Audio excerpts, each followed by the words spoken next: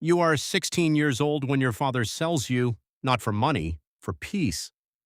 The kingdom has been losing the war for 12 straight years, villages burned, crops stolen, thousands dead. And every night, the same rumor spreads across the land. A monster lives beyond the Black Mountains, a creature so terrifying that even soldiers refuse to speak its name after sunset. But tonight, the king makes a deal, one girl, in exchange for the kingdom's survival, and somehow, that girl is you. Nobody asks if you agree, nobody cares.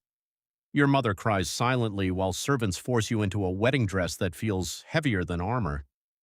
Outside the castle, crowds gather just to watch you leave.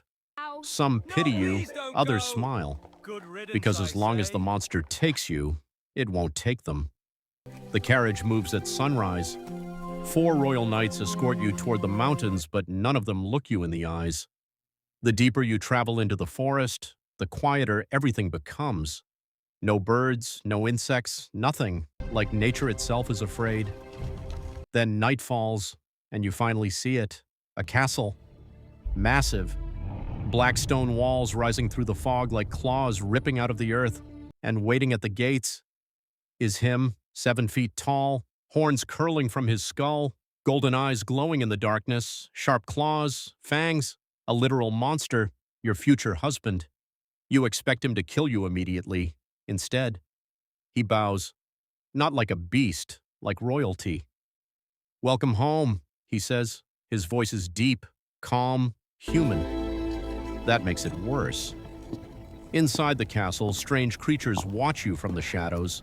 Servants with pale skin and glowing eyes, massive wolves wandering the hallways, paintings that seem to move when you're not looking at them. Every instinct tells you to run, but there's nowhere to go. That night, you lock yourself inside your room, you push furniture against the door, you barely sleep, and sometime after midnight, you hear footsteps outside, slow, heavy, then silence. You hold your breath. A clawed hand touches the doorknob, but instead of entering, the monster leaves. The next morning, you discover a tray outside your room, fresh bread, tea, and a handwritten note. "I know you're afraid. I will not harm you." You read the sentence 3 times. Because monsters aren't supposed to sound kind, days pass, then weeks, and slowly, your fear becomes confusion. The monster never touches you, never threatens you. In fact, he protects you. One night, you wander into the forbidden wing of the castle, and you find the truth. Chains. Massive iron chains bolted into stone walls, ancient books, bloodstains, and portraits. Portraits of the monster. Before he became a monster, he was once human. A prince, cursed by a witch during the Great War, condemned to slowly lose his humanity forever. That's why he lives alone. That's why the kingdom fears him. And that's why your marriage matters. Because according to the curse, only someone who truly accepts him can break it. Suddenly, everything makes sense. The deal, the wedding, the sadness in his eyes. He was never trying to imprison you. He was trying to protect everyone from himself. Then you hear growling behind you. You turn around. And for the first time, you see the monster losing control. His claws dig into the walls. His eyes burn red. He begs you to run, but you don't, because for the first time, you realize the real monsters were never inside this castle. They were the people who abandoned him. Before sunrise, the kingdom attacks the castle. Your father lied. There was never going to be peace. The marriage was only a distraction while the royal army prepared to kill the monster forever. Flaming arrows rain from the sky. Explosions shake the castle walls. The servants scream, the wolves howl, and the monster finally snaps. The curse consumes him completely. His body transforms into something horrifying.